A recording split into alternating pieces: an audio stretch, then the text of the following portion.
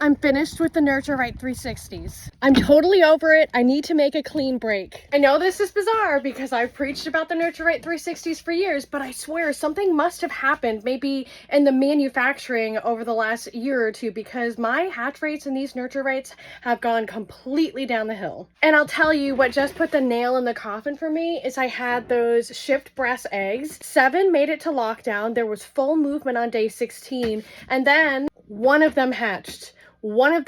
It was super sticky. As soon as it started to pip, the humidity dropped down to 30%. All the rest died in the shell. Actually, it looked like all of the rest quit developing right around day 17. I have had the absolute hardest time holding temp and humidity in these Nurture-Rights. And I'm not willing to do any of these tricks like wrap a trash bag around it or a blanket or whatever. As far as I'm concerned, if I'm gonna pay $200 for a box of plastic with some wires in it, it better work. I bought a Brinsea.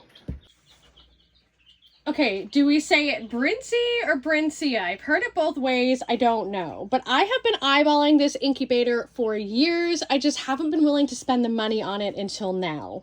But you see, I have some wheat Americana eggs that are on their way, and I could not risk putting those shipped eggs in another Nurture-Right and just wasting $100 on terrible hatch rates. So I had to buy this incubator. I gotta say, it's a lot bigger than I anticipated.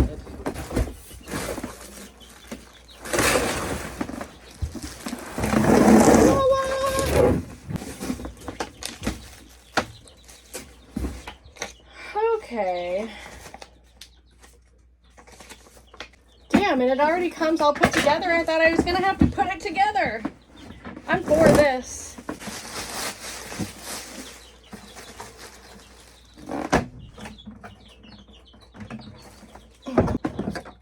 Nice and heavy. This feels like the kind of plastic that's gonna hold temperature and humidity for me. So this is the 56 egg EX automatic everything, automatic humidity adjuster too. Ooh, these come right out for easy cleaning. I like that.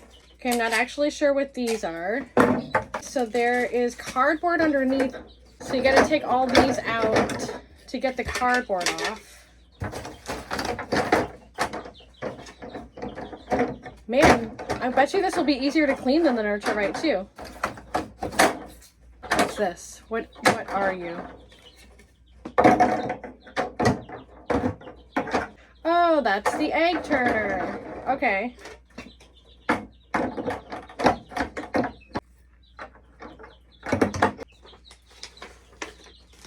That was the point in time in which the directions absolutely melted my brain and I needed to phone a friend for help. And she sent me a video on how she got her Brinsea set up, so I'm gonna show you. What was particularly confusing for me was how to get this water line set up for the automatic humidity system. And here's the thing, there is a screw right here.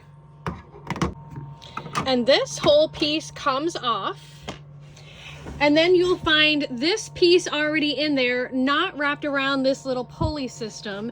And you have to wrap this piece around this pulley system and then hook up the plastic line that came with the Brinsea and just stick it right in a jar of water. And this is how the Brinsea regulates its own humidity. You will also have to take this little black piece right here and insert it into that hole. This is what the pulley system looks like when it's working.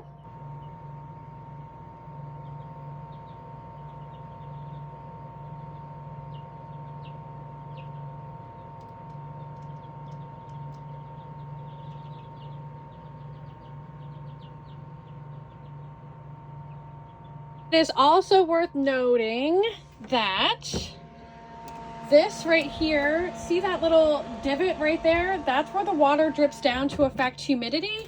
And then it comes with a little paper, you see that little paper sheet in there. That goes on the side of the incubator where the water drips. My friend told me you can also just stick some paper towels down in there if you don't have that little squinchy piece. This is your egg turner, so you want to make sure that this lines up, this piece lines up on here. And then the other thing that absolutely melted my brain was the control settings and how to set temperature and humidity and change from Celsius to Fahrenheit and all of that. My only complaint is that you basically have to run through the entire menu anytime you want to change any setting. But to access the menu, you just hold down plus and minus. That's how I could adjust the temperature. Okay. This is relative humidity, RH. My humidity is set to 40%. T mode is turning mode. You can adjust how frequently your eggs turn, which is good because I feel like the nurture rate is a little aggressive with its turning. Mode on. So turning mode is on. Turning intervals every 180 minutes. Alarm when the temperature gets too high. Alarm when the temperature gets too low. There is an automatic cooling, which isn't recommended to do within the first 7 days of incubation.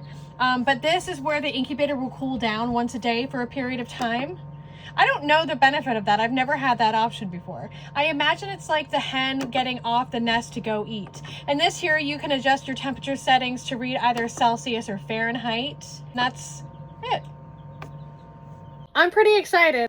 I've got my Go thermometer and hygrometer in there just to double check everything. Everything looks good. I'm just running it for 24 hours. I am anticipating some wheat and Americana eggs that should be here tomorrow. And then I'm gonna load this bad boy up with a bunch of my own eggs too, just to do a test hatch and see how it goes. It's advertised to hold 56 eggs, but I bet you I can fit more bantam eggs than that in there.